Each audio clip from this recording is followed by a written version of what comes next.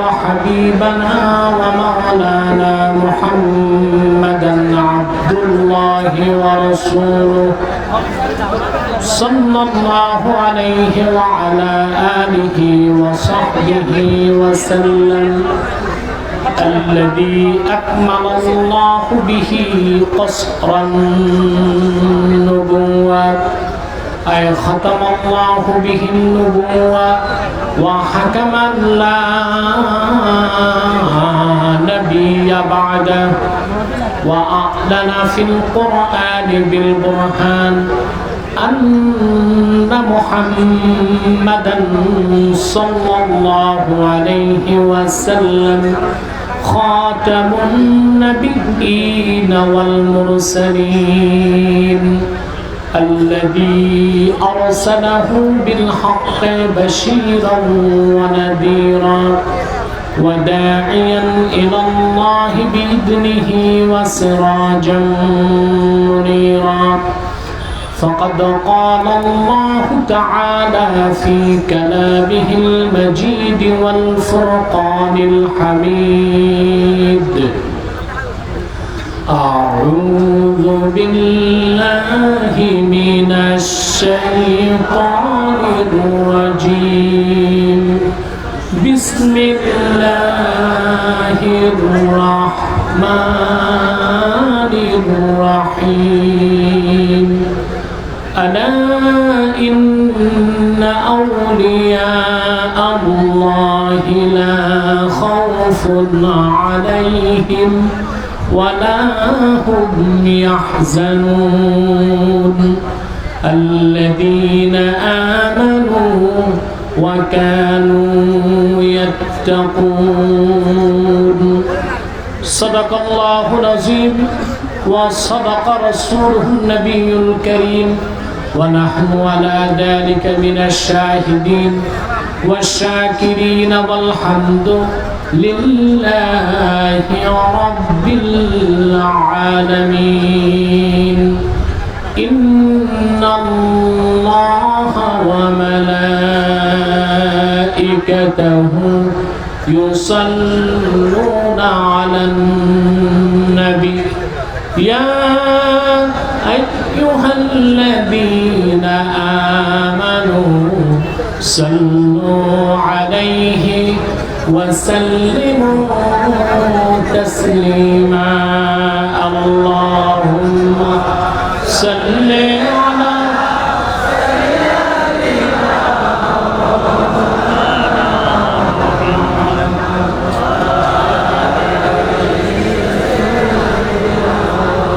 Sound আরো বাড়বে জবান খুলে পড়ুন আল্লাহুম্মা সাল্লি আলা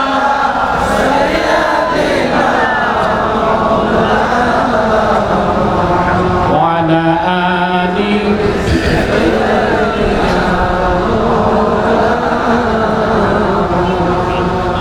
كلهم من رسول الله ملتمس غرفا من البحر أو رشفا من الديم اللهم صل على سيدنا مولانا محمد وعلى آله سيدنا هو الحبيب الذي ترجى شفاعته لكل حال من الأهوال مقتحم اللهم صل على سيدنا وعلى آله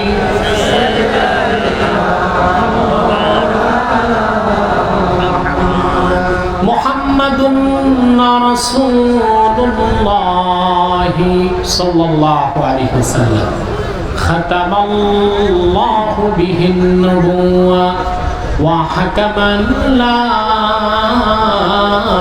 نبي بعده بلغ العلا بكماله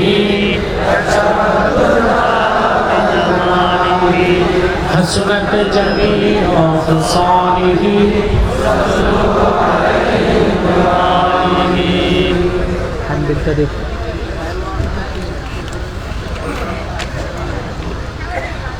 মুজাহিদ আজম শাহ সুফি আল্লামা সিদ্দিক আহমদ আজাদ রাহিমাহুল্লাহ ঈসাল সওয়াব উপলক্ষে আজকের এই খাতমে নবুয়ত সম্মেলনের সম্মানিত সভাপতি রাহবারে বাইতুশ শরফ আল্লামা শেখ মোহাম্মদ আব্দুল হাই নাদভী পীর সাহাব বাইতুশ শরফ দরবার শরীফ উপস্থিত আছেন বিশিষ্ট ইসলামী চিন্তাবিদ ইসলামী ব্যাংক বাংলাদেশ শরিয়া বোর্ডের সম্মানিত চেয়ারম্যান ডক্টর আল্লামা গিয়াসউদ্দিন তালুকদার সাহাব বারাকাল্লাহু ফি উমরি। আজকে যার মহতি উদ্যোগে আজকের এই প্রোগ্রাম উপস্থিত উলামায়ে কেরাম তুলাবায়ে এসাম সকলকে অন্তরের অন্তঃস্থল থেকে জ্ঞাপন করছি মুবারক। সবটুকুর শুকরিয়া আল্লাহ সুবহানাহু ওয়া তাআলার জন্যে, যিনি আজকে বাংলাদেশের চরম ক্রান্তিকালে প্রাকৃতিকভাবে বিপর্যস্ত যখন গোটা বিশ্ব, ঠিক সে সময়ে আমাদেরকে একটি মুতাবাররাক মাজলিসে বসে কোরআন ও সুন্নাহ থেকে কিছু কথা শোনার তৌফিক দয়া করে ভিক্ষা দান করেছেন। সেজন্য আসুন আমরা সকলে একবার অবনত চিত্তে হৃদয়ের আবেগ অনুভূতি উজাড় করে সমবেত কণ্ঠে বলি আলহামদুলিল্লাহ।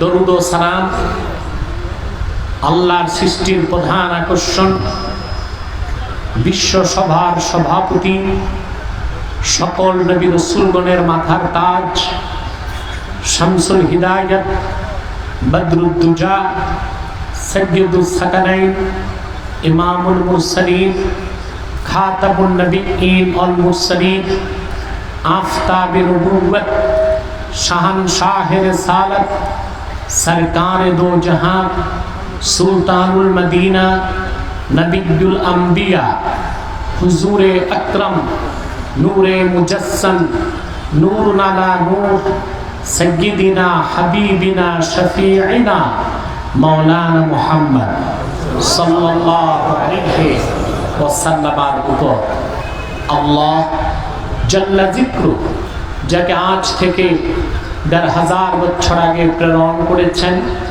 সর্বশ্রেষ্ঠ ও সর্বশেষ নবী ও রাসূল হিসেবে, যার পরে আজ পর্যন্ত অবশ্যই পৃথিবীতে কোনো প্রকার নবী কিংবা রাসূল আসে নাই, অবশ্যই এখনো নাই, অবশ্যই কিয়ামত পর্যন্ত আসবে না।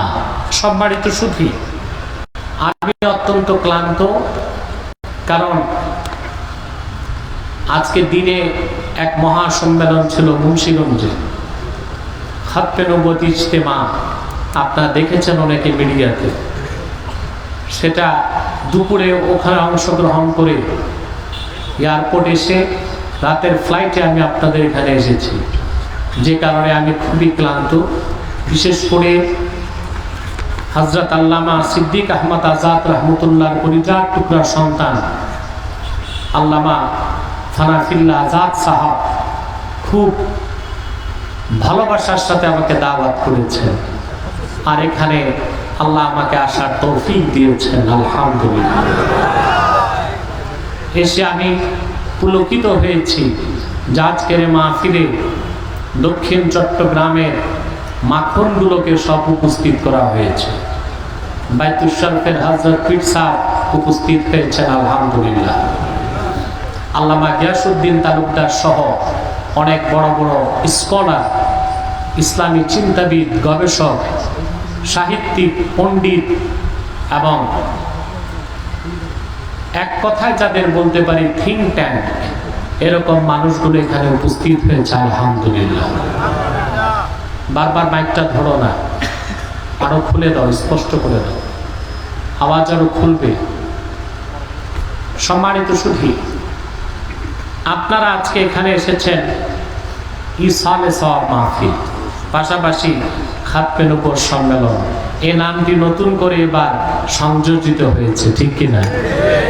আলহামদুলিল্লাহ বলে এটা আমার পক্ষ থেকে অনুরোধ রক্ষা করা হয়েছে, আলহামদুলিল্লাহ।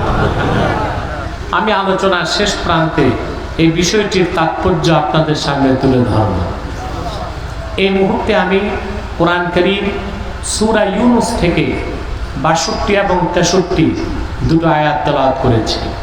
খুব সংক্ষেপে এই দুটো আয়াতকে কেন্দ্র করে নির্ভরযোগ্য মুফাসসির এবং মুহাদ্দিসগণের দৃষ্টিকোণ থেকে কিছু কথা আপনাদের সামনে তুলে ধরার চেষ্টা করব, যদি আল্লাহ পাক আমাকে তৌফিক ভিক্ষা দান করেন। বলুন আল্লাহুম্মা আমিন। সম্মানিত সুধী, ভূমিকাতে কোনো কথাই বলতে চাচ্ছি না, সরাসরি মূল আলোচনায় প্রবেশ করছি। আমরা প্রতিটি মানুষ আল্লাহর প্রিয় পাত্র হতে চাই। আল্লাহর প্রিয় পাত্র যারা, তারাই তো আল্লাহর ওলি, ঠিক কিনা? ওলি হতে বংশ লাগে না, লাগে? পয়সা, টাকা, চামড়ার রং কিচ্ছু লাগে না। কিভাবে আল্লাহর ওলি হওয়া যায় সেই ফর্মুলাটি আমি কোরআন কারীম থেকে তুলে ধরছি। আল্লাহ পাক সূরা ইউনূসের ৭ করেছেন, আলা ইন্না আউলিয়া আল্লাহি লা খাউফুন আলাইহিম ওয়া লা হুম ইয়াহজানুন। সাবধান, জেনে রেখো, নিশ্চয় যারা আল্লাহর ওলি তাদের কোনো ভয় নাই, তাদের কোনো চিন্তা নাই। সুবহানাল্লাহ। কে বলেছেন? যারা আল্লাহর ওলি তাদের কোনো ভয় নেই, তাদের কোনো চিন্তা নেই। ওলি কাকে বলে? আল্লাহ বলেছেন যারা আউলিয়াউল্লাহ, আল্লাহর ওলি, তাদের কোনো ভয় নাই, তাদের কোনো চিন্তাও নাই, ইহকালেও নেই, পরকালেও নেই। এই কথার গ্যারান্টি কে দিয়েছেন? আমাদের বর্তমানে ভয় এবং চিন্তা আছে কিনা? একটু জোরে বলতে হবে। সব জায়গাতেই তো ভয় আর চিন্তাতে আমরা কুড়ি কুড়ি মরে যাচ্ছি। আমাদের নাই জীবনের নিরাপত্তা, সম্পদের নিরাপত্তা, সম্মান সম্ভ্রমের নিরাপত্তা। ঘর থেকে যে লোকটি বের হয় নিরাপদে ঘরে ফিরবে কিনা সেই গ্যারান্টি তার হাতে নেই। সত্য? আমরা ভয় এবং চিন্তায় আড়ষ্ট হয়ে আছি, ঠিক কিনা বলে? এই ভয় নাই, চিন্তা নাই, একমাত্র আল্লাহ গ্যারান্টি দিয়েছেন তাদের যারা আল্লাহর ওলি, আউলিয়া। সুবহানাল্লাহ বলে। ওলি শব্দের বহুবচন আউলিয়া। আল্লাহ তাআলা কোরআন কারীমে কয়েকটি বিষয়কে ওলি বলেছে, কথা বুঝতে পেরেছেন? যেমন আল্লাহ তাআলা সূরা মায়েদাতে বলেন, ইন্নামা ওয়ালিয়ুকুমুল্লাহু ওয়া রাসূলুহু ওয়াল্লাযীনা আমানুল্লাযীনা ইউকিমুনাস সালাতা ওয়া ইউতুনাজ যাকাতা ওয়া হুম রাকিউন। নিশ্চয়ই তোমাদের ওলি হচ্ছেন আল্লাহ, তোমাদের ওলি হচ্ছেন মুহাম্মদ সাল্লাল্লাহু আলাইহি সাল্লাম এবং মুহাম্মদ সাল্লাল্লাহু আলাইহি ওয়াসাল্লামের সাহাবীগণের মধ্যে যারা ৫ ওয়াক্ত নামাজ আদায় করে আর নামাজে থাকা অবস্থায় যাকাত আদায় করে। সুবহানাল্লাহ। কথাটা বুঝে গেছেন?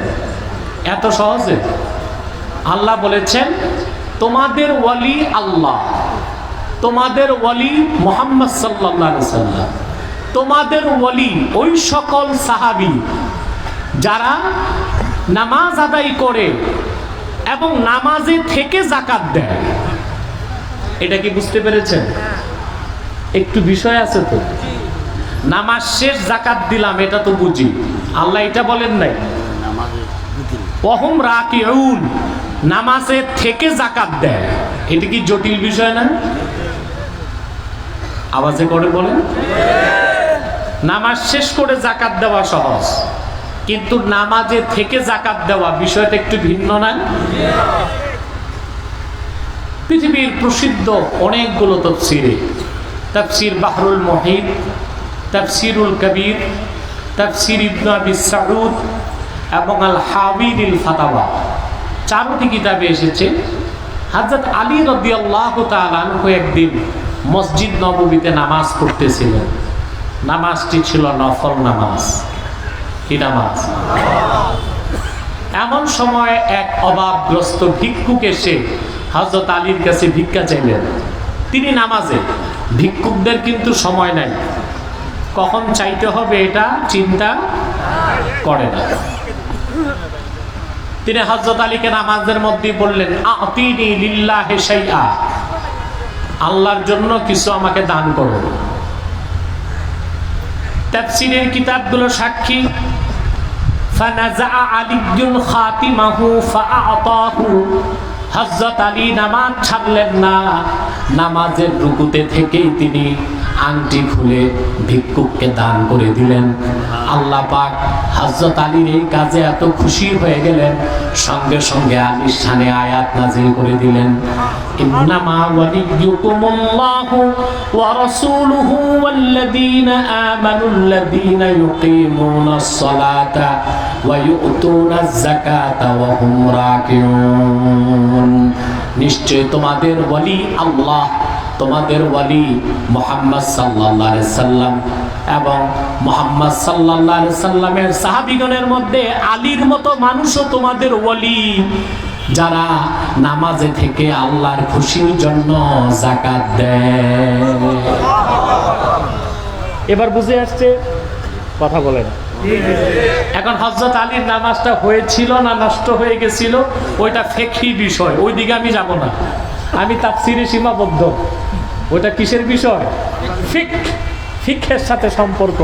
তবে আমি যা বুঝতে পেরেছি, আমলে কালিল ছিল, কাসির ছিল না, এই জন্য নামাজেরও কিছু হয় নাই, আর নামাজটা ছিল নফল নামাজ। সুবহানাল্লাহ।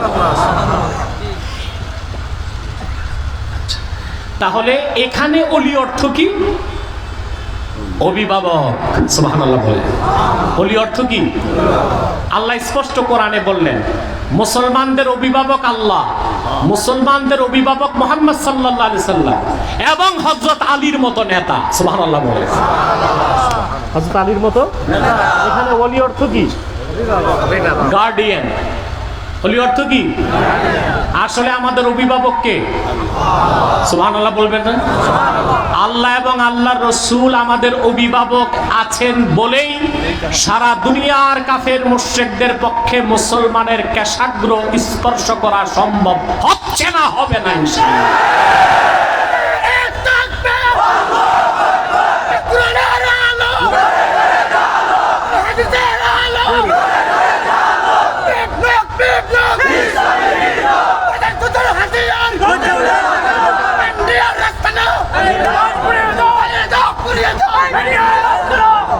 আমার ভাইরা, কলিজায় যে রক্তর ক্ষরণ কেন তা তো বুঝতে পেরেছি। যে কুলাঙ্গার লোকটির হাতে কাশ্মীরি মুসলমানদের রক্তের দাগ লেগে আছে, গুজরাটের মুসলমানের রক্তের দাগ লেগে আছে, সেই খুনিকে বাংলাদেশের মুসলমান বাংলাদেশে বরদাস্ত করবে না। এই জনসমুদ্র থেকে জানাই দিচ্ছি বাংলাদেশের অভিভাবকদেরকে, কোন খুনি সন্ত্রাসী রাষ্ট্রপ্রধানকে এনে বাংলাদেশকে অপবিত্র করতে দেওয়া হবে না। তারপরে বাংলাদেশের মানুষ ঘর বাড়ি ছেড়ে রাজপথে নামতে বাধ্য হবে।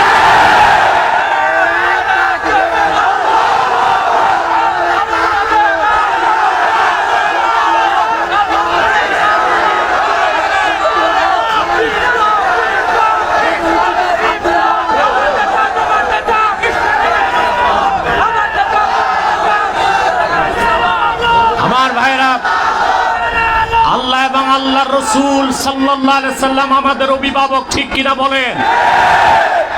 সেজন্যই আপনারা জানেন না, করোনা মহামারীর আগে ইহুদি খ্রিস্টান একটি সংস্থা আছে নিউ কনজারভেটিভ, এটা যুক্তরাষ্ট্র পরিচালনা করে, আর এটার মূলে হচ্ছে ইহুদি নেতারা।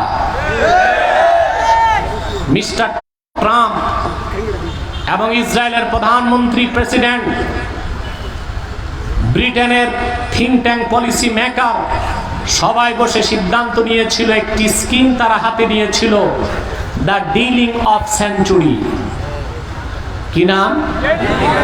দ্য ডিলিং অফ সেঞ্চুরি, শতাব্দীর সমাধান। সে সমাধান ছিল ফিলিস্তিনকে ইসরায়েলের রাজধানী বানানো হবে, বাইতুল মুকাদ্দাসকে ভেঙে থার্ড টেম্পল করা হবে, সিরিয়া সহ ইরাকের বিরাট অংশ নিয়ে গ্রেটার ইসরায়েল গঠন করা হবে। আল্লাহ পাক ডিলিং অফ সেঞ্চুরি ডিফেন্সে পাঠালেন কিলিং অফ সেঞ্চুরি। ওই কিলিং অফ সেঞ্চুরির নাম কি বলেন তো? করোনা। ওরা হাতে নিল মুসলমানের বিরুদ্ধে ডিলিং অফ সেঞ্চুরি, আল্লাহ পাক ডিফেন্সে দিলেন কিলিং অফ সেঞ্চুরি। ইহুদিদের সমস্ত ডিলিং অফ সেঞ্চুরির স্কিম আল্লাহ পাক লন্ড ভন্ড করে দিয়েছেন, ঠিক কিনা বল? তাহলে আমাদের অভিভাবক কে? অভিভাবক আল্লাহ রসুল মুহাম্মদ সাল্লাল্লাহু আলাইহি ওয়াসাল্লাম। আমি আবার আমার প্রসঙ্গে ফিরে যাচ্ছি। ওলি শব্দের একটি অর্থ অভিভাবক। আল্লাহ পাক অন্যত্র বলেন, ইন্না ওয়ালিয়াল্লাহুল্লাযী নাযালাল কিতাবা ওয়া হুয়া ইয়াতাওয়াল্লাস সালিহিন। নিশ্চয় আমার ওলি হলেন তিনি, সেই আল্লাহ যিনি কোরআন নাজিল করেছেন। এখানে ওলি অর্থ নাসের বা সাহায্যকারী, বলেন সুবহানাল্লাহ। এক জায়গায় ওলি অর্থ অভিভাবক, আরেক জায়গায় ওলি অর্থ নাসের, সাহায্যকারী। আবার আল্লাহ আরেক জায়গায় বলেন, আল্লাহু ওয়ালিয়ুল্লাযীনা আমানু ইউখরিজুহুম মিনাজ যুলুমাতি ইলান নূর। যারা মুমিন তাদের ওলি হলেন আল্লাহ, তিনি তাদেরকে অন্ধকার থেকে আলোর পথে বের করে আনেন। এখানে ওলি অর্থ বন্ধু। সুবহানাল্লাহ বলেন। তাহলে কয়টা অর্থ পাওয়া গেল? ওলির একটা অর্থ অভিভাবক, আরেকটা অর্থ নাসের সাহায্যকারী, আরেকটা অর্থ বন্ধু।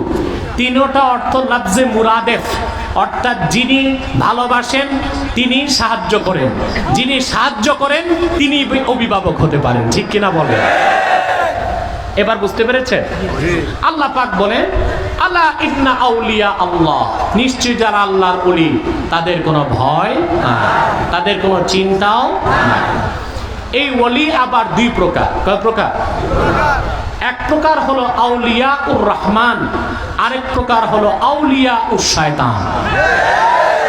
এক প্রকার আল্লাহর ওলি, আরেক প্রকার শয়তানের ওলি। এটা আল্লাহ ভাগ করে দিয়েছেন।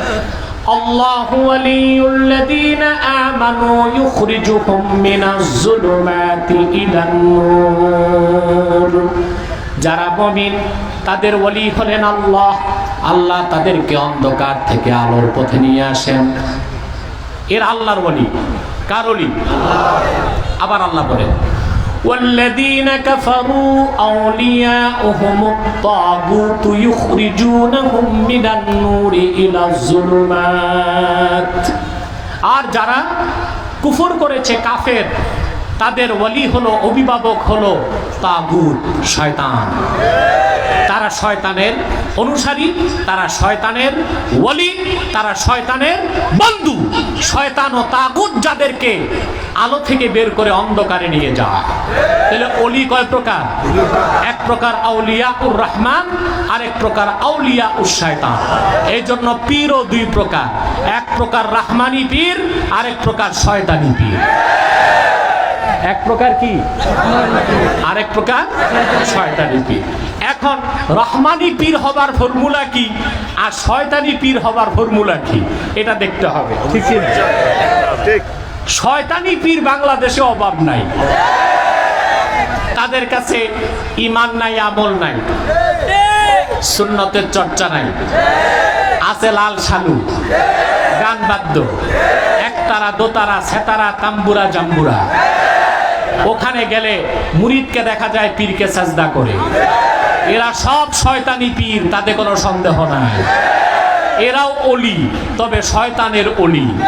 এরা আমার রহমানের অলি হতে পারে নাই, ঠিক কিনা বলে? এই রকম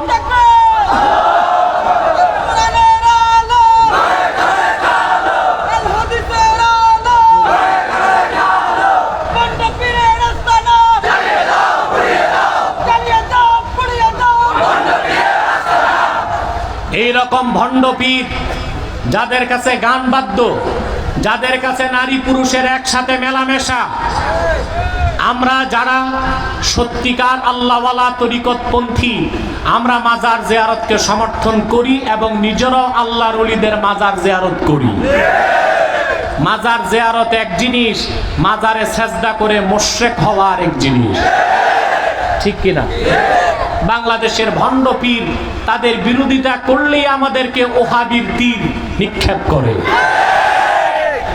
কোন খাঁটি আহলে সুন্নতের সাথে কবর পূজা, মাজার পূজা, খাট পূজা, পীর পূজার সম্পর্ক থাকতে পারে না,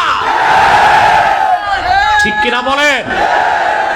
তোমরা স্লোগান একটু দেরিতে দিও, এত ঘন স্লোগান দিলে তো আমি সময় পাবো না।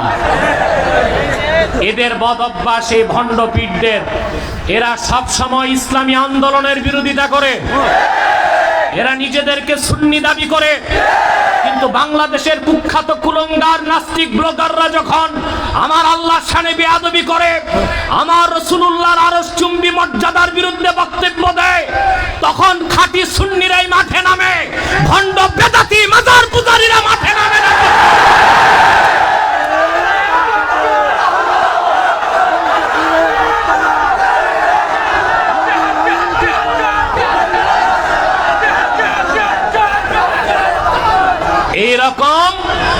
এইরকম মাজার পূজারীকে আমি সুন্নি বলি না, সে তো ভালো ওহাবিও হইতে পারে না।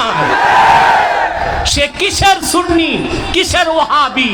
না সুন্নি, না ওহাবি, না ইহাবি, না উহাবি, কুছ ভি নাহি, ঠিক কিনা বলে? আপনাদের পীর ও মুর্শিদ আল্লামা সিদ্দিক আজাদ রাহমাতুল্লাহ সারাটা জিন্দেগি মাজার পূজার ভণ্ড পীরদের বিরোধিতা করে দক্ষিণ চট্টগ্রামে জিহাদ করে গিয়েছেন, ঠিক কিনা বলে?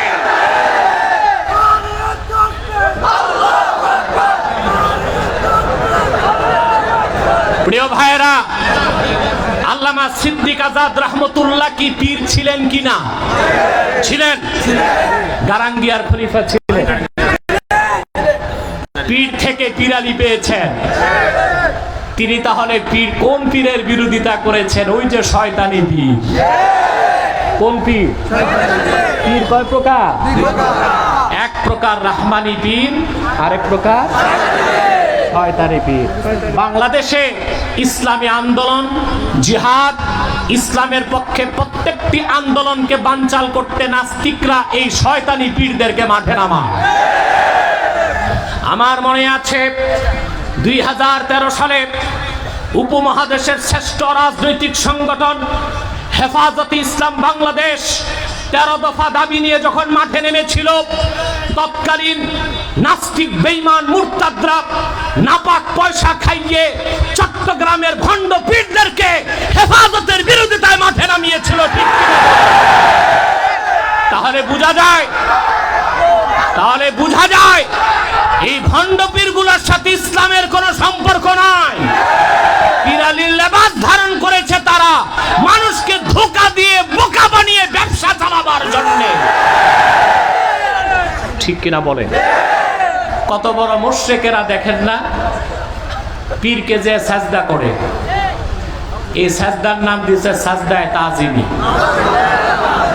আমার দেশের বেকুব মুসলমানগুলো বুঝে না, আল্লাহ ছাড়া যদি কাউকে সাজদা করা বৈধ হতো, সাহাবায়ে কেরাম কাকে সাজদা করতেন? আল্লাহর হাবিব সাল্লাল্লাহু আলাইহি ওয়াসাল্লামকে সাজদা করতে চেয়েছেন? জি, চেয়েছেন। আহমদ বিন হাম্বল তার মুসনাদে হাদিস নকল করেছেন, আল্লাহর হাবিব সাল্লাল্লাহু আলাইহি সাল্লাম সাহাবায়ে কেরামকে নিয়ে হেঁটে যাচ্ছেন। উহুদ পাহাড় থেকে একটি উষ্টি নেমে রাসূলুল্লাহ নূরময় কদমে সাজদা করলো। সাহাবায়ে কেরাম বললেন, ইয়া রাসূলুল্লাহ, ইয়া হাবিবাল্লাহ, অনুমতি থাকলে আমরা একটু সাজদা করতে চাই। আল্লাহর হাবিব জবাব দিলেন, লাউ আমারতু আহাদান আন ইয়াসজুদা লি আহাদিন লা আমারতুল মারআতা আন তাসজুদা লি যাওজিহা। যদি আমার শরীয়তে কোন মানুষকে সাজদা করার বৈধতা আমি দিতাম, তাহলে আমি আবার উম্মতের নারীদের উপর ফরজ করে দিতাম যেন স্বামীর পায়ে সাজদা করে। আল্লাহর হাবিব সাল্লাল্লাহু আলাইহি ওয়াসাল্লাম নিজের জন্য সাজদার বৈধতা দেন নাই। সেখানে কোনো পীর, কোনো দরবেশ, কোনো ওলিকে সাজদা করা জায়েজ হবে? দুনিয়ার সমস্ত আউলিয়া কেরামকে এক পাল্লায় দিলেও আমার নূর নবী মুহাম্মদ সাল্লাল্লাহু আলাইহি ওয়াসাল্লামের একজন সাহাবীর একটি জুতার সমান মর্যাদাও হবে না। এটাই তো ভণ্ড পীররা বুঝে না। দেখেন নাই এক বাউল বক্তা খাজা বাবার শান গাইতে যাইয়া শিরকে আকবার করে বসে আছে। আমি নাদানটাকে বলেছি তওবা করার জন্য, তওবা করে না। তওবা করা আদমের কাজ, তার উত্তরসূরিদের কাজ। তওবা না করা ইবলিসও তার উত্তরসূরিদের কাজ, ঠিক কি না? আদমও আলাইহিস সালাম তিনিও একটা ভুল করে ফেলছিলেন, তওবা করে নবী হয়ে গেছেন। আর ইবলিস তওবা করে নাই, মালাউন হয়ে গেছে, ঠিক কি না বলে? তাহলে বলছিলাম এই তাজিমি সাজদা বলতে কোনো সাজদা। আমি চ্যালেঞ্জ করেছি এই মাজার পূজারীদের, কোরআন হাদিসের কোথাও তাজিমি সাজদা বলতে কোনো সাজদা নাই। যেটা আগে শরীয়তে জায়েজ ছিল ওটা হলো সাজদাতুত তাহিয়্যা। সাজদাতুত তাহিয়্যা সম্মান বা সম্বোধন, অভিবাদনের সাজদা, সেটাও আল্লাহ রাসূলুল্লাহর শরীয়তে হারাম এবং শিরক করে দিয়েছেন। তর্কের খাতিরে যদি মেনে নেই সাজদা তাহিয়া এখনো করা যাবে, তাহলে তাহিয়াটা কি? আমাদের তাহিয়া হচ্ছে সালাম, আসসালামু আলাইকুম। আল্লাহ কি নিয়ম করেছেন? আমরা যদি বলি আসসালামু আলাইকুম, যাকে দিব সে জবাব দিবে ডবল, ওয়ালাইকুম আসসালাম ওয়া রাহমাতুল্লাহ, ঠিক কি না? সেই অনুপাতে যদি সাজদা তাহিয়া এখন মুরিদ পীরকে করে, তাহলে মুরিদ যদি পীরকে একটা সাজদা করে, পীরের উপর ওয়াজিব হবে মুরিদকে ডবল সাজদা করা।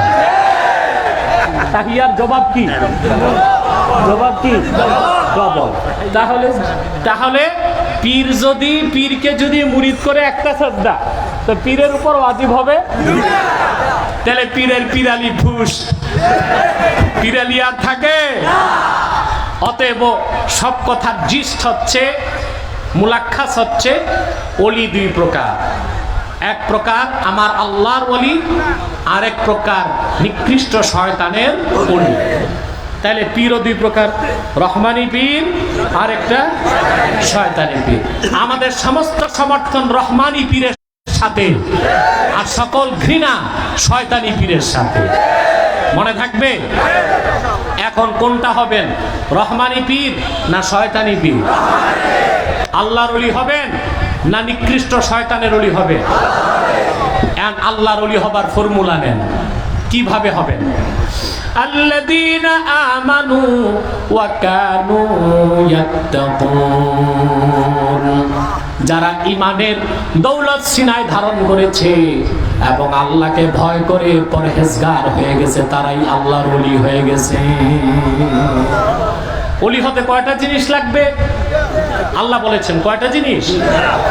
ইবনে কাসির রাহমাতুল্লাহ তাফসীর ইবনে কাসিরে এই আয়াতের ব্যাখ্যায় লিখেন, মান কানা মুমিনান তাকিয়্যা কানা লিল্লাহি ওয়ালিয়্যা। সুবহানাল্লাহ। ইবনে কাসির রাহমাতুল্লাহ এই আয়াতের তাফসীরে লেখেন, মান কানা মুমিনান তাকিয়্যা কানা লিল্লাহি ওয়ালিয়্যা। রাসূলুল্লাহর প্রত্যেক সেই উম্মত যার ঈমান আছে আর তাকওয়া ধারণ করে মুত্তাকি হয়ে গেছে, সে প্রত্যেক লোক আল্লাহর ওলি হয়ে গেছে। সুবহানাল্লাহ বলবেন না? এখন আমরা কি আল্লাহর ওলি হব? আল্লাহর ওলি হতে চান? কয়টি জিনিস লাগবে বলেন তো? কি? ঈমান। প্রথম কি? দ্বিতীয়টা কি? তাকওয়া। দ্বিতীয়টা কি? এখন দুইটার একটা তো আমাদের আছে। কোনটা আছে?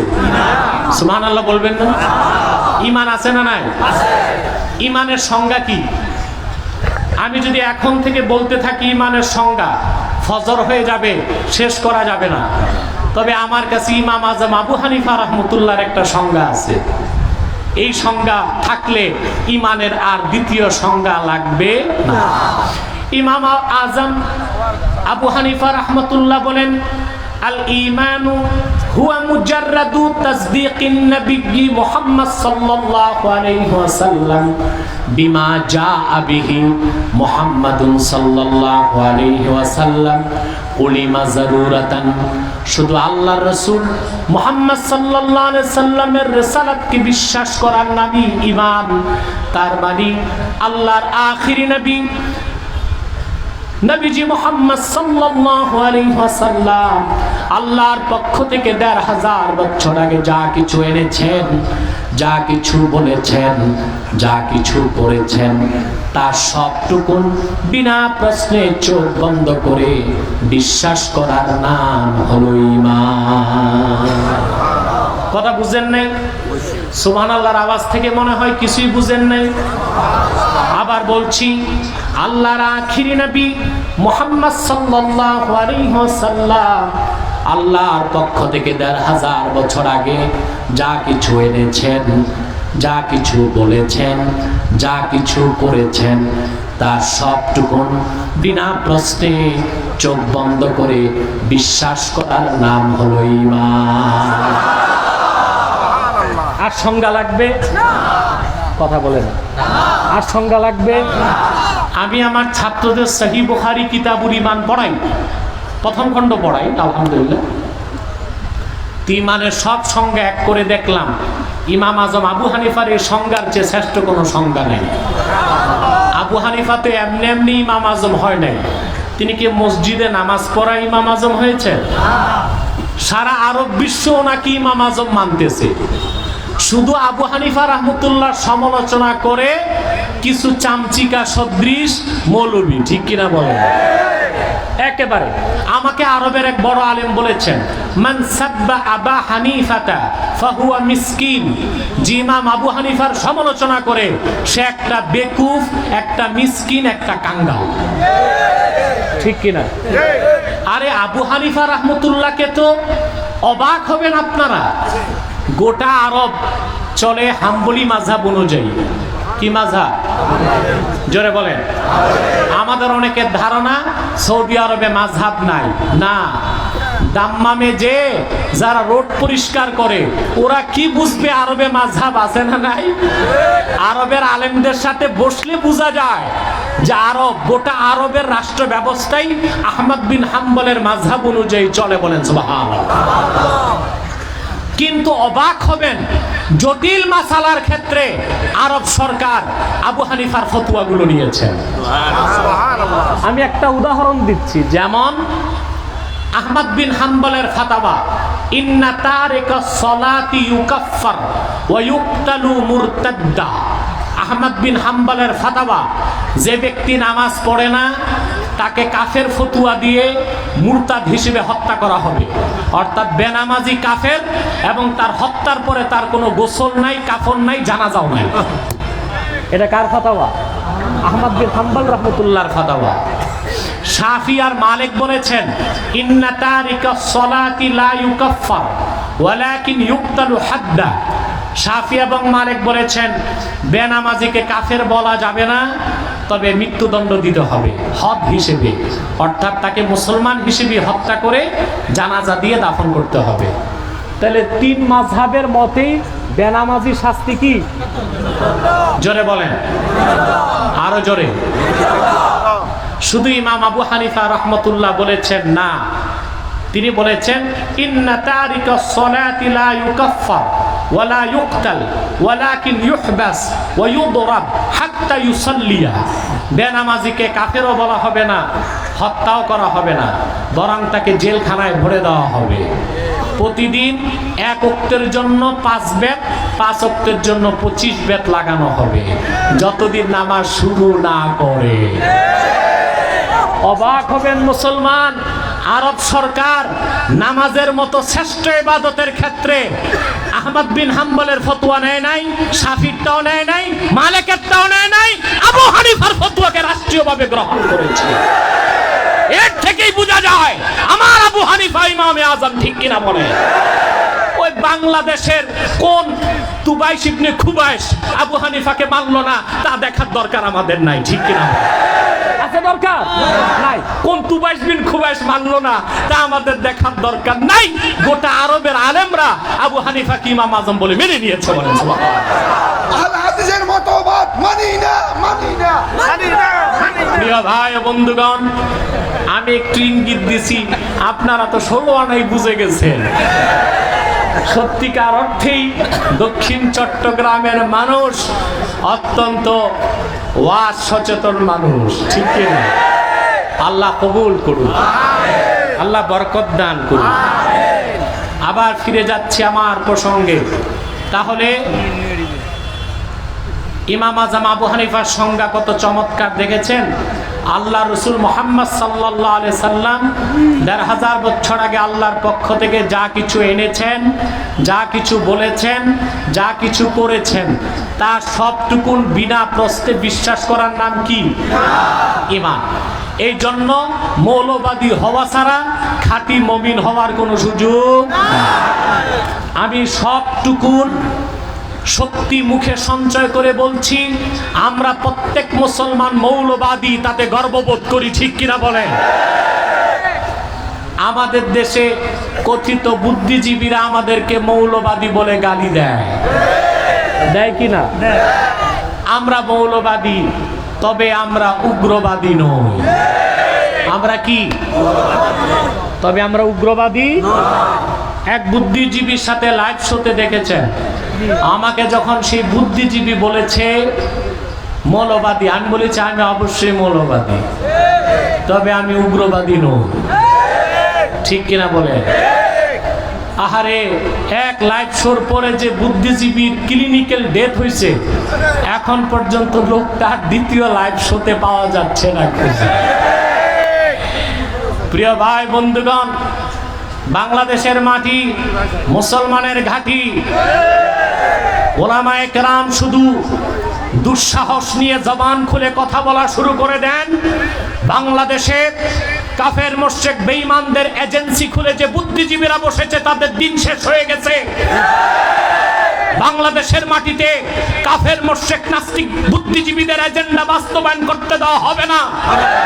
আমি সুস্পষ্ট অক্ষরে বলে দিচ্ছি, আমি আগামীর ভবিষ্যৎ বাংলাদেশকে দেখতে পাচ্ছি।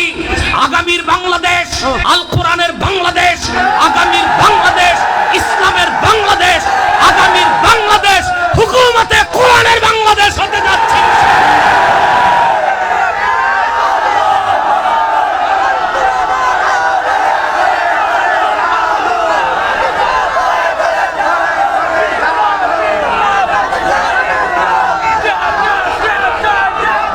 আমার প্রিয় ভাই বন্ধুগণ, তাহলে আমরা ইমানদার কিনা বলেন? আমরা ইমান আনার ক্ষেত্রে কোনো ছাড়কে কবুল করব? আল্লাহ রসুল মুহাম্মদ সাল্লাল্লাহু আলাইহি ওয়াসাল্লাম আল্লাহর পক্ষ থেকে যা কিছু এনেছেন, যা কিছু বলেছেন, যা কিছু করেছেন, তার সবটুকুনকে আমরা অক্ষরে অক্ষরে বিশ্বাস করি বলে আমরা মুমিন, ঠিক কিনা? এটার নাম ঈমান। এটার নাম কি? এখন আল্লাহর ওলি হওয়ার জন্য একটা তো পেয়ে গেছি, আর একটা বাকি। ওইটার নাম কি? তাকওয়া। সুবহানাল্লাহ। তাকওয়া কি? তাকওয়ার অনেক ব্যাখ্যা। আজকে যে আয়াতের ব্যাখ্যা শোনাচ্ছি, তার সাথে রিলেটেড একটি ব্যাখ্যা শোনাচ্ছি। তাকওয়ার একটি ব্যাখ্যা হচ্ছে ইমতিসালুল আওয়ামির ওয়া ইজতিনাবুন নওয়াহি। ঈমান আনার পরে কোরআন সুন্নাহ সব হুকুমকে মানা, সব নিষেধকে ছাড়া, তার নাম তাকওয়া। ব্যক্তির নাম মুত্তাকি। বলেন সুবহানাল্লাহ। ব্যক্তির নাম কি? ইমতিসালুল আওয়ামির ওয়া ইজতিনাবুন নওয়াহি। কোরআন সুন্নাহ সব হুকুমকে মানতে হবে, আর সব নিষেধকে ছাড়তে হবে, ঠিক কিনা বলেন? তা মানার ক্ষেত্রে প্রথম প্রাধান্য পাবে ফরজ। প্রথম কি? ফরজ, ওয়াজিব, সুন্নাত আর নফল, ঠিক কিনা? ছাড়বেন কি? কবিরা গুনাহ, সগীরা গুনাহ, মাকরু কাজ। এটাই তাকওয়া। আপনি যখন ফরজগুলোকে আদায় করে ওয়াজিব সুন্নত আদায়ের পর যত নফল করবেন, আল্লাহর ওলি হিসেবে আপনার মর্যাদা তত বাড়তে থাকবে। হাদিসে কুদসি, হাদিসটি বুখারীতেও আছে, মুসলিমও আছে, মেশকাতেও আছে, রিয়াদুস সালিহিনও আছে। আল্লাহর হাবিব ইরশাদ করেছেন, আল্লাহ তাআলা বলেছেন, ওয়ালা ইয়াজালু আবদি ইয়াতাকাররাবু ইলাইয়া বিন-নওয়াফিল হাত্তা উহিব্বাহ। ফরজ ওয়াজিবের পর বান্দা যত নফল কাজ করে আমি আল্লাহর নৈকট্য লাভ করতে থাকি। আমার নৈকট্য লাভ করতে করতে বান্দা আমার এত সান্নিধ্যে চলে আসে, হাত্তা উহিব্বাহ, স্বয়ং আমি আল্লাহ বান্দাকে মহব্বত করতে থাকি। সুবহানাল্লাহ বলবেন। আল্লাহ নিজে বলেছেন, ওয়ালা ইয়াজালু আবদি ইয়াতাকাররাবু ইলাইয়া বিন-নওয়াফিল। নফল যত করে বান্দা আমার কাছে আসতে থাকে। সুবহানাল্লাহ। এত কাছে আসে, হাত্তা উহিব্বাহ, স্বয়ং আমি আল্লাহ তাকে ভালোবাসা শুরু করে দেই। ফাইদা আহবাবতুহু ফাকুনতু সামআহু আল্লাযী ইয়াসমাউ বিহি ওয়া বাসারাহু আল্লাযী ইউবসিরু বিহি ওয়া ইয়াদাহু আল্লাতী ইয়াবতিশু বিহা ওয়া রিজলাহু আল্লাতী ইয়ামশি বিহা। আর যখন আমি বান্দাকে মহব্বত করে ফেলি, আমি বান্দার কানে আমার কুদরত ঢেলে দিই, সে কুদরতে সে শোনে। আমি তার চোখে আমার কুদরত ঢেলে দিই, সেই কুদরতে সে দেখে। আমি তার হাতে কুদরত ঢেলে দেই, সেই কুদরতে সে ধরে। আমি তার পায়ে কুদরত ঢেলে দেই, সেই কুদরতে সে চলে। যখন সে আমার কাছে কিছু চাই আমি নগদ দিয়ে দেই। যখন সে আমার কাছে বাঁচতে চায় আমি আল্লাহ তাকে প্রতিরক্ষার ব্যবস্থা করি। এই লোকটা আল্লাহর ওলি হয়ে যায়। বলেন সুবহানাল্লাহ, ঠিক কিনা বলেন? হবেন আল্লাহর ওলি? তাহলে আপনাদের করণীয় কি? ইমানের দৌলত সিনায় ধারণ করে তাকওয়া অর্জন করতে হবে। কি অর্জন করতে হবে? তাকওয়া। সে তাকওয়া কি? ফরজ, ওয়াজিব, সুন্নত, নফল বেশি বেশি আদায় করবেন, কবিরা সগীরা মাকরু কাজ বেশি বেশি ছাড়বেন। তখন আপনার তাকওয়া বাড়তে থাকবে, আল্লাহর ওলি হিসেবে আপনার মর্যাদা বাড়তে থাকবে। বলেন সুবহানাল্লাহ। সময় কত এখন? অনেক রাত হয়ে গেছে, আমি আর কষ্ট দিচ্ছি না আপনাদেরকে।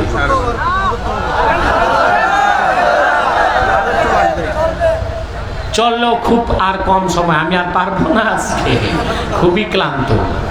তাহলে আমরা আল্লাহর ওলি হওয়ার ফর্মুলা শিখেছি, ঠিক কিনা? জোরে বলেন। এই তাকওয়া অর্জন করবেন। এই তাকওয়াটাই আপনাকে দুনিয়াতে শান্তি দিবে, পরকালে মুক্তি দিবে, ঠিক কিনা বলেন? আল্লাহ যেন কবুল করেন, বলেন আল্লাহুম্মা আমিন। তাকওয়ার মাধ্যমেই আপনি যে শক্তি অর্জন করতে পারবেন ওটা সিনার শক্তি, ঠিক কিনা?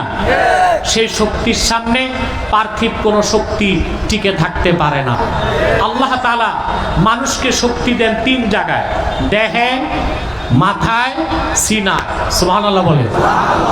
দেহে যে শক্তি দেন তাকে বলা হয় ফিজিক্যাল পাওয়ার। মাথায় যে শক্তি দেন তাকে বলা হয় ইন্টেলেকচুয়াল পাওয়ার।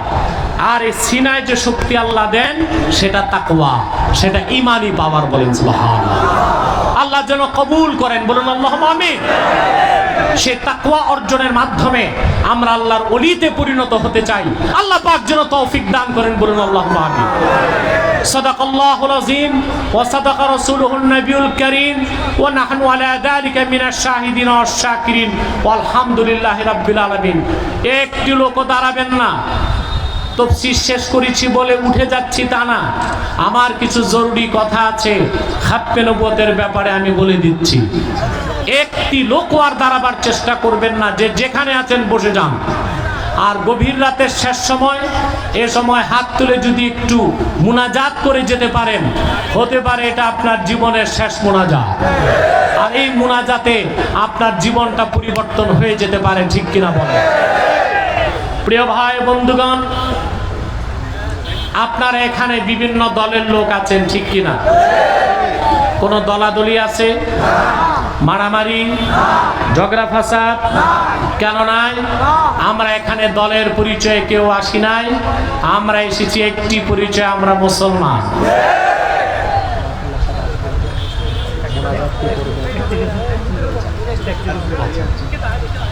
কথা বুঝতেছেন? আমরা মুসলিম পরিচয় এসেছি, ঠিক কিনা? কি পরিচয়? বাংলাদেশে বিভিন্ন ধর্মের লোক আছে, আছে না? আছে। তাদের ব্যাপারে আমাদের কোন ধর্মকর্ম পালন করছে, আমাদের পক্ষ থেকে কোনো সমস্যা আমরা করি? জোরে বলেন, করি? আজ ভারতেও হিন্দুরা এতটুক নিরাপদ নয় বাংলাদেশে যতটা নিরাপত্তা পাচ্ছে, ঠিক কিনা? কারণ আমাদের সরকার হিন্দুদেরকে পূর্ণ নিরাপত্তা দিচ্ছে। আর বাংলাদেশের মুসলমানও পরম সহিংসু, তাদের ব্যাঘাত সৃষ্টি করছে না, ঠিক কিনা বলেন? বাংলাদেশে হিন্দুরা যতটুক নিরাপদ, তার 100 ভাগের 1 ভাগ নিরাপত্তা আমার মুসলমান ভাইরা ভারতে পায় নাই, ঠিক কিনা বলেন? মুসলমানদের নিরাপত্তা 100% নিশ্চিত না করে বাবরি মসজিদ শহীদ করে রাম মন্দির নির্মাণকারী সেই উগ্রবাদী হিন্দুদের নেতাকে বাংলাদেশে আসতে দেব না। যদি মুসলমানের কাছে প্রকাশ্যে ক্ষমা সে চান না চায়, ঠিক কিনা বলেন? হিন্দুরা বাংলাদেশে আছে, পূজা পার্বণ করছে, আমরা বাধা দেই? খ্রিস্টানদের বাধা দেই? বৌদ্ধদের বাধা দেই? দেই না, কারণ তারা আছে অমুসলিম পরিচয়ে, ঠিক কিনা? তো বাংলাদেশে একটি সম্প্রদায় আছে, কুখ্যাত কাদিয়ানি সম্প্রদায়, নিঃসন্দেহে যারা অমুসলিম এবং কাফের, তারা নিজেদেরকে মুসলিম পরিচয় দেয়, এটা বরদাস্ত করা যায় না, ঠিক কিনা বলে? আমার ভাইরা, কাদিয়ানীরা নিঃসন্দেহে কুখ্যাত কাফের, তাদেরকে যারা কাফের বলবে না তারাও কাফের, কারণ তারা আল্লাহর আখিরি নবী মুহাম্মদ সাল্লাল্লাহু আলাইহি সাল্লামকে আল্লাহর শেষ নবী হিসেবে বিশ্বাস করে না। চিল্লায় বলেন নাউজুবিল্লাহ। এই জন্য তারা কি? সর্বশক্তি দিয়ে বলেন তারা কি? তারা মানুষকে ধোঁকা দিয়ে কাফের বানাবার জন্যে মুসলমানদের মতো দাড়ি রাখে, টুপি লাগায়, মুসলমানদের মতো নাম রাখে। তাই বলি কি তারা মুসলমান হতে পারে? দাড়ি রাখলেই কেউ যদি মুসলমান হতে পারত, তো রবীন্দ্রনাথ ঠাকুরের চেয়ে বড় মুসলমান কে হইত? সে কি মুসলিম ছিল না মুসলিম? টুপি লাগাইলে মুসলমান হওয়া যায়? আপনারা মহাত্মা গান্ধীর নাম শুনেছেন? মুরব্বীরা দেখছেন, মাথায় একটা টুপি থাকতো, ঠিক কিনা? মহাত্মা গান্ধী বাংলাদেশে এসে 3 মাস ছিল আপনাদের নোয়াখালীতে।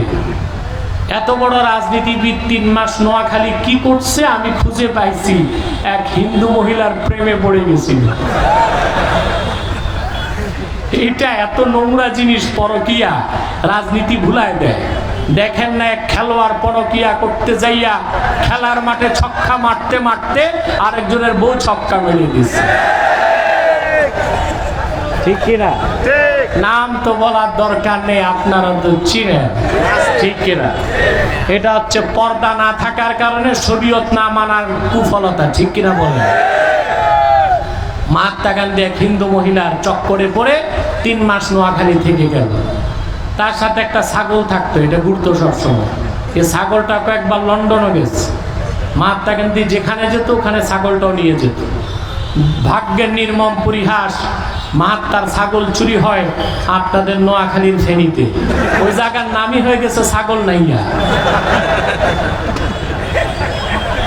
এই মহাত্মা গান্ধী এক লম্বা টুপি লাগাইতো, সে কি মুসলিম ছিল না মুসলিম? নাম রাখলে মুসলমান হওয়া যায়? এক শয়তান বোতলে পেশাব করে ঢাকনা লাগিয়ে নাম লিখে দিছে শরবত। ওটা কি শরবত হবে? তদ্রুপ কাদিয়ানীরা শেষ দরজার কুখ্যাত কাফের আব্দুল আউয়াল আব্দুস সামাদ, মোবাশ্বের আলী কবির চৌধুরী, শাহরিয়ার কবিরা, রাশেদ খান নাম রাখার দ্বারা মুসলমান হওয়া যাবে না। ঠিক কিনা বলে? কুখ্যাত কাদিয়ানী সম্প্রদায় শেষ দরজার কুখ্যাত কাফের। তারা শুধু কাফের না, শরীয়তে তাদের আরেকটা নাম দেওয়া হয় এই ধরনের কাফেরকে, জিন্দিক। জিন্দিক, জিন্দিক অর্থাৎ যারা কুখ্যাত কাফের কিন্তু নিজকে মুসলিম দাবি করে, তারা শুধু কাফের না, তারা জিন্দিক কাফের। বাংলাদেশে যদি শরিয়া আইন থাকতো তাহলে কাদিয়ানীদের বিরুদ্ধে একটি মিছিলের প্রয়োজন হতো না। তাদের একমাত্র শাস্তি ছিল তাদের গর্দানকে কেটে দেওয়া। এটাই জিন্দিকের শাস্তি, এটাই জিন্দিকের শাস্তি।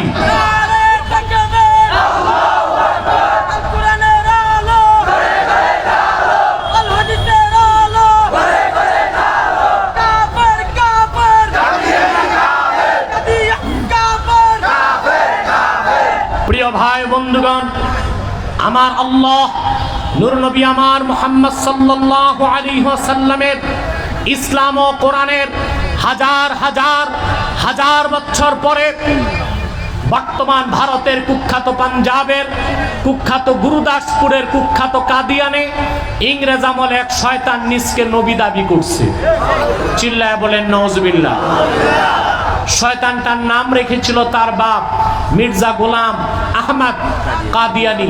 সাবধান সাবধান, কাদিয়ানের কাজ্জাব, মিথ্যা নবুয়তের দাবিদার মির্জা গোলাম শয়তান কাদিয়ানীকে গোলাম আহমদ বলা যাবে না, কারণ গোলাম আহমদ অর্থ আহমদ এর গোলাম।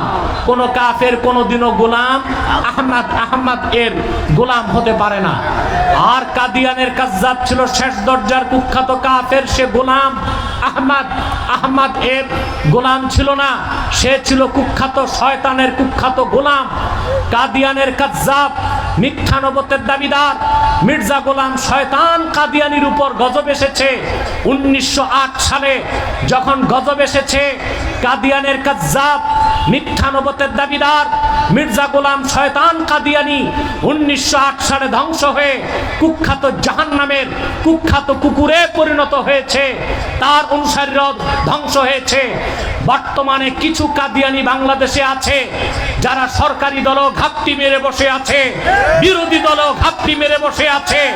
ইসলাম ও মুসলমানের সবচেয়ে বড় এই শত্রু কাদিয়ানি সম্প্রদায়কে বাংলাদেশে রাষ্ট্রীয়ভাবে অমুসলিম ঘোষণার দাবি আদায় করার জন্যই বাংলাদেশে খাতমে নবুয়তের আন্দোলন শুরু হয়েছে। ঠিক কিনা বলে? সেই আন্দোলনে আপনাদের শামিল থাকার দরকার আছে কিনা বলে?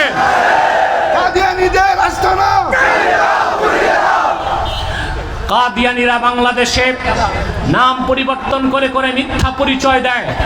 কখনো নিজেদের পরিচয় দেয় আহমদী জামাত, কখনো বলে আহমদিয়া জামাত, কখনো বলে আহমদী সম্প্রদায়, কখনো বলে আহমদিয়া সম্প্রদায়, কখনো বলে আহমদী মুসলিম জামাত, কখনো বলে আহমদিয়া মুসলিম জামাত।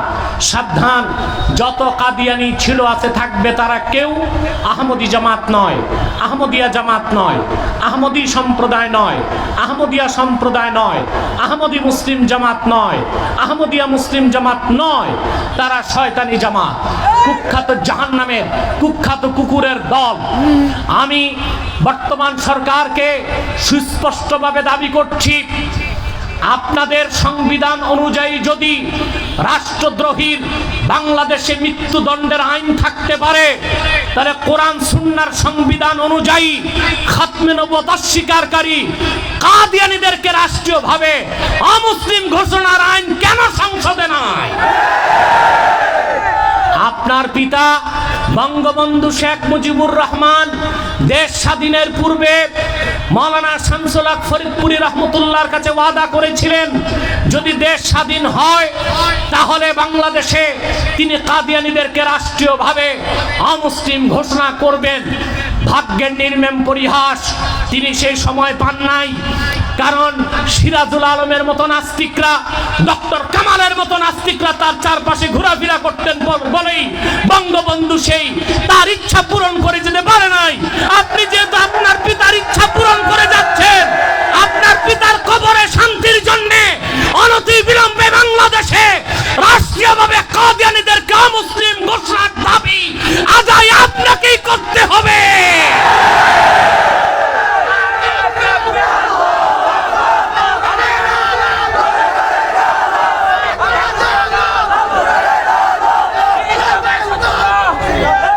মনে রাখবেন, আপনি পাকিস্তানে কাদিয়ানীদেরকে রাষ্ট্রীয়ভাবে অমুসলিম ঘোষণার দাবি আদায়ে 10,000 মুসলমান রক্ত দিয়েছে। বাংলাদেশে প্রয়োজনে 10 লক্ষ মুসলমান রক্ত ঢেলে দিবে ইনশাআল্লাহ। রাজি আছেন আপনারা? যদি কাদিয়ানীদেরকে রাষ্ট্রীয়ভাবে অমুসলিম ঘোষণার দাবি আদায়ের ডাক আসে, জানমাল নিয়ে কারা কারা প্রস্তুত আছেন হাত তুলে দেখা।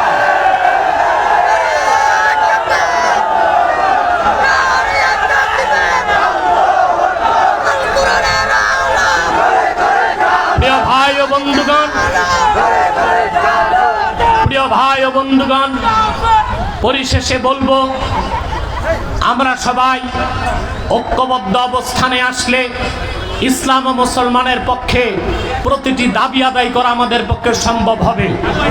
সেজন্য আমি 2020 সালে যে স্লোগানটি সমগ্র বাংলাদেশে চালু করেছি তা হলো মাসলাক যার যার ইসলাম সভা। এই স্লোগানকে বুকে ধারণ করে আমাদেরকে এগিয়ে যেতে হবে সামনের দিকে। ইসলাম এবং মুসলমানের অধিকার যা আছে বাংলাদেশে তা আদায় করেই ছাড়বো ইনশাআল্লাহ।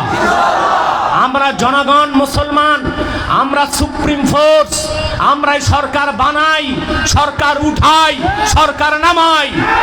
সরকারের কথায় জনগণ চলবে না, মুসলমানের কথায় সরকারকে চলতে হবে। ঠিক কিনা বলেন?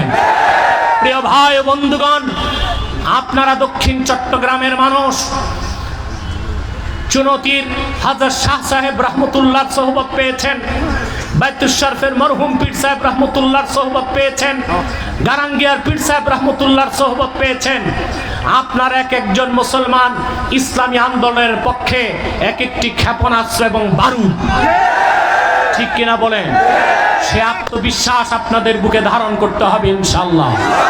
আল্লাহ পাক যেন তৌফিক দান করেন, আল্লাহ পাক যেন কবুল করেন, আল্লাহ পাক যেন মঞ্জুর করেন। ওয়াখির দাওয়ানা আনিল হামদুলিল্লাহি রাব্বিল আলামিন। আসসালামু আলাইকুম ওয়া রাহমাতুল্লাহি ওয়া বারাকাতুহু। দরুদ সালাম পড়েন, ইয়া নবী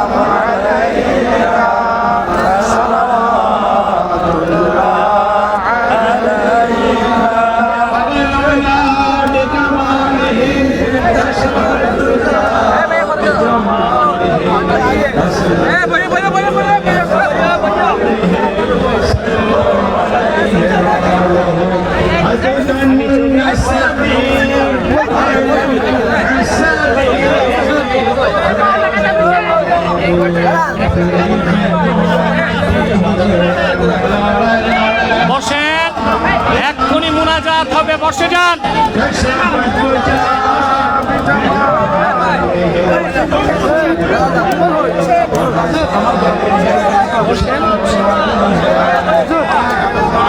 আপনারা, আবারও বলছি, বসে যান, এখনই মুনাজাত হয়ে যাচ্ছে ইনশাআল্লাহ।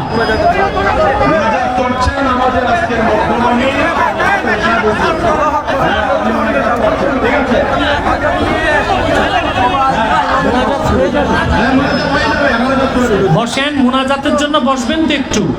আপনারা যেহেতু ইসালে সব মাহফিল, সূরা ফাতিহা একবার পড়েন, সূরা ইখলাস 3 বার পড়েন।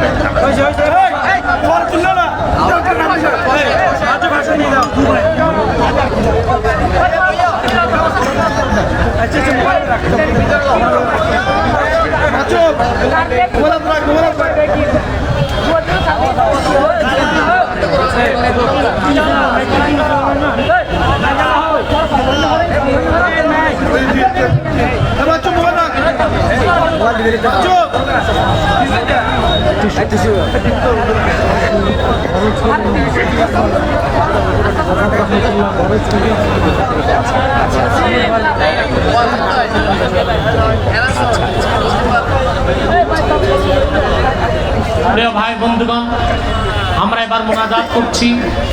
আমরা হযরত সিদ্দিক আজাদ রাহমাতুল্লাহ সন্তান যারা আছেন তারা উপস্থিত আছেন এখানে। বড় শাহজাদা হযরত ওমর ফারুক আজাদ সাহেব এখানে উপস্থিত আছেন। আপনাদের দক্ষিণ চট্টগ্রামে তথা সমগ্র বাংলাদেশে অত্যন্ত বলিষ্ঠ কণ্ঠস্বর আল্লামা হানাফিউল্লাহ আজাদ সাহেব, তিনিও মাহফিলের খেদমতে আছেন, ব্যস্ত আছেন।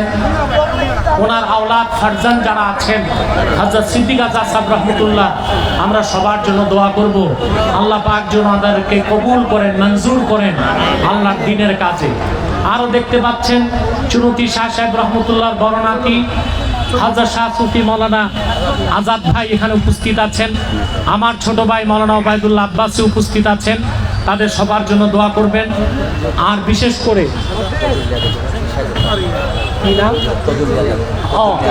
পরিচালক যিনি হযরত মাওলানা শাহ সুফি তাজাল্লি আজাদ, তিনি হচ্ছেন সেজ সাহেবজাদা। আলহামদুলিল্লাহ, আমি তো এখন পরিচয় পেয়েছি।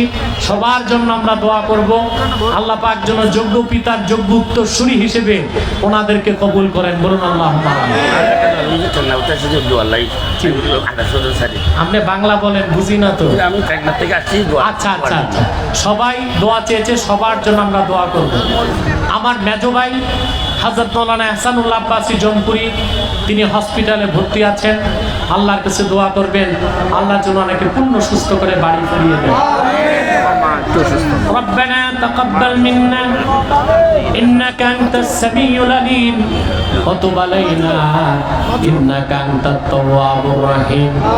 আল্লাহ তাআলা মুজাহিদে আজম শাহ সুফি আল্লামা সিদ্দিক আহমদ আজাদ রাহমাতুল্লাহ স্মরণে আজকের ইসালে সওয়াব মাহফিল এবং খাতমে নবুয়ত সম্মেলনে গভীর রাতে তোমার হাজার হাজার নেককার বান্দা নিয়ে হাত তুলেছি।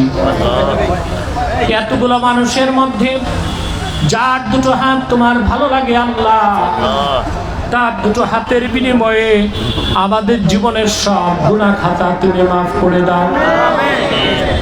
আল্লাহ তাআলা হৃদয়ের গভীর থেকে দোয়া করি আল্লাহ, তোমার আখিরি নবী নূর নবী আমার মুহাম্মদ সাল্লাল্লাহু আলাইহি ওয়াসাল্লাম আজ থেকে ১৫০০ বছর আগে দুনিয়া থেকে বিদায় নিয়েছেন। হায়াতুন নবী হিসেবে জান্নাতুল ফেরদৌস রওজা মুবারকে বিশ্রাম নিয়েছেন। আল্লাহ পাক জীবনে একবার তোমার আখিরি নবী নূর নবী আমার মুহাম্মদ সাল্লাল্লাহু আলাইহি ওয়াসাল্লামের জান্নাতুল ফেরদৌস রওজা মুবারকে উপস্থিত হয়ে গো আল্লাহ তোমার হাবিবের নূরের কদমে দরুদ ও সালামের হাদিয়া দেবার আগে আল্লাহ তুমি ডাক দিও না। আল্লাহ পাক একবার বা একাধিকবার জানান তোমার হাবিব নবীজি মুহাম্মদ সাল্লাল্লাহু আলাইহি ওয়াসাল্লামের নূরের শহর মদিনাতুল মুনাওয়ারা জিয়ারত করতে পেরেছি। জীবনে বারবার জিয়ারতের জন্য তাদের কপালটা খুলে দাও। আল্লাহ তাআলা হৃদয়ের গভীর থেকে দোয়া করি আল্লাহ তোমার আখিরি নবী নূর নবী আমার মুহাম্মদ সাল্লাল্লাহু আলাইহি ওয়াসাল্লামের নূরের চেহারা মোবারক স্বপ্নে একবার দেখে গো আল্লাহ জান্নাত ওয়াজিব হবার আগে তুমি ডাক দিও না। একবার বা একাধিকবার যারা তোমার আখিরি নবী নূর নবী মুহাম্মদ সাল্লাল্লাহু আলাইহি ওয়াসাল্লামের নূরের চেহারা মোবারক স্বপ্নে দেখার সৌভাগ্য লাভ করেছে, জীবনে বারবার দেখার জন্য তাদের কপালটা আল্লাহ তুমি দয়া করে সোনার কপাল বানায় দাও। আল্লাহ তাআলা আমাদের অনেকের বাবা নাই, অনেকের মা নাই, অনেকের বাবা মা একজন নাই। হযরত সিদ্দিক আজাদ রাহমাতুল্লাহ সহ যত মানুষ ইমানের দৌলত সিনায় ধারণ করে কবরবাসী হয়েছে তাদের কবরগুলোকে আল্লাহ তুমি জান্নাতের বাগানে পরিণত করে দাও। আল্লাহ তাআলা যাদের বাবা নাই মা নাই আত্মীয় স্বজন নাই অন্ধকার কবরে শায়িত আছে তাদের কবরগুলোকে জান্নাতের গুলিস্তান বানায় দাও। রব্বুল আলামিন গুনার বোঝা কাঁধে করে দুটো হাত তুলেছি, এতগুলো মানুষের মধ্যে কার দুটো হাত তোমার ভালো লেগেছে তুমি ভালো জানো আল্লাহ। সে হাতের বিনিময়ে আমাদের সবার জীবনের গুনাহগুলোকে তুমি মাফ করে দাও।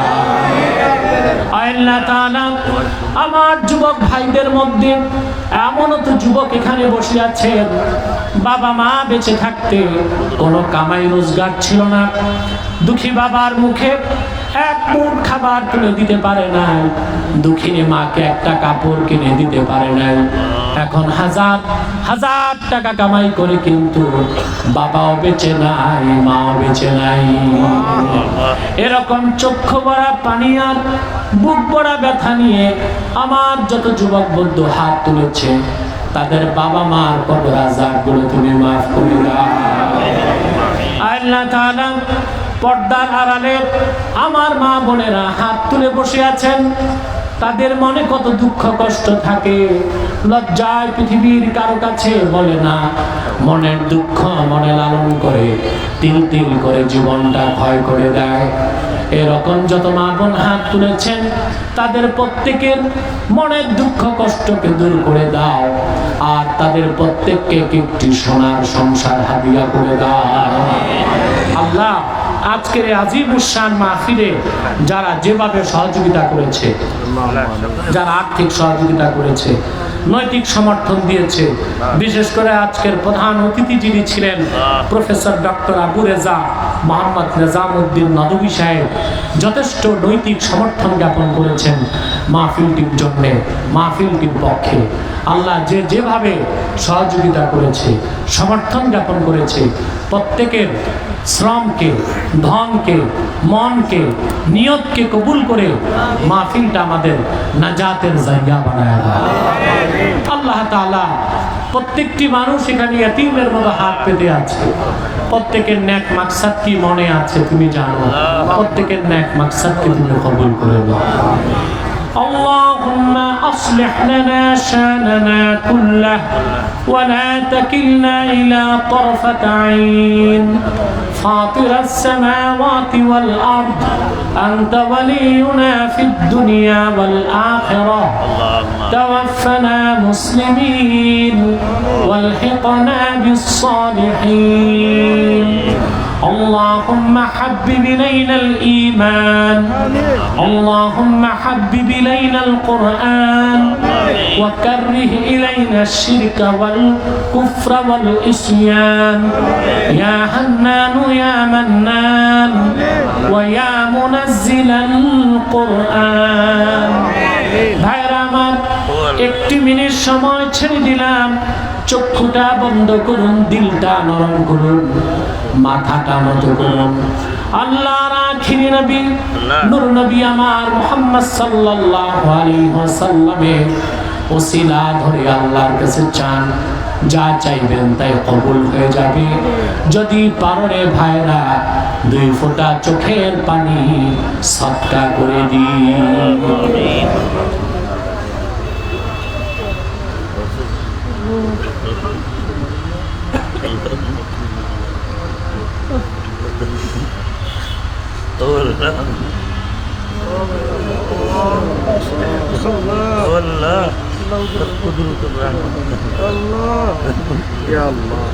Ya Allah, basur Allah hayat daraz gar Allah. Ya Allah zur hayat daraz gar Allah. Ya Allah zur hayat daraz gar Allah. Ya Allah basur hayat daraz gar Allah. Allah din Allah kabul gar Allah. Batal shaktir Allah. Basur mein Allah nifad Allah. Amin. Ya Allah.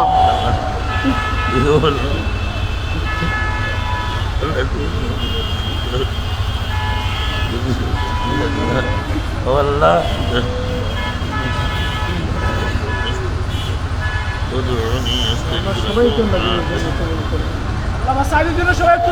اللهم آمين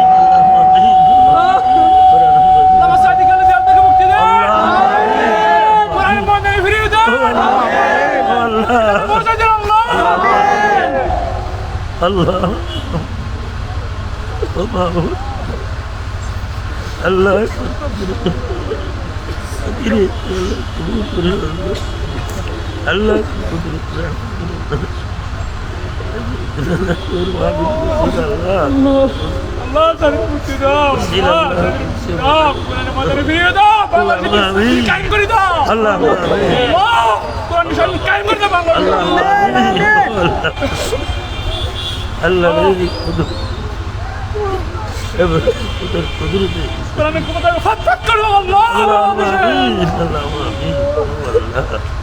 Allah terkuduruti Allah sila Allah terkuduruti Allah Allah Allah Allah Allah tidak yaqul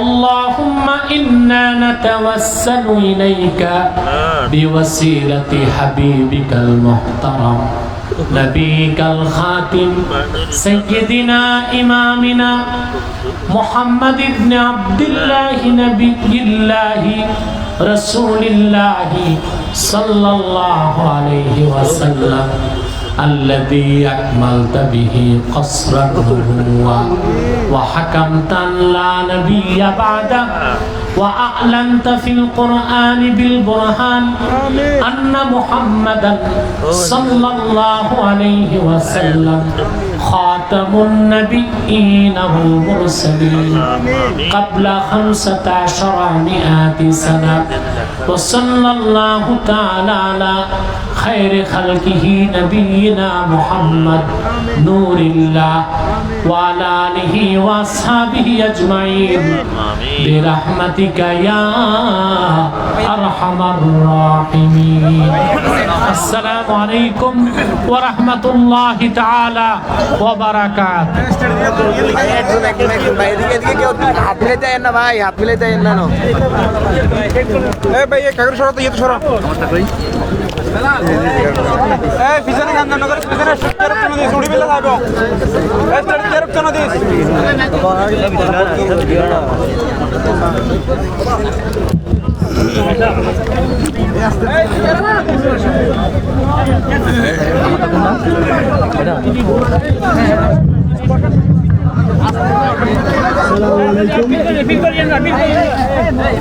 সুপ্রিয় তৈরি জনতা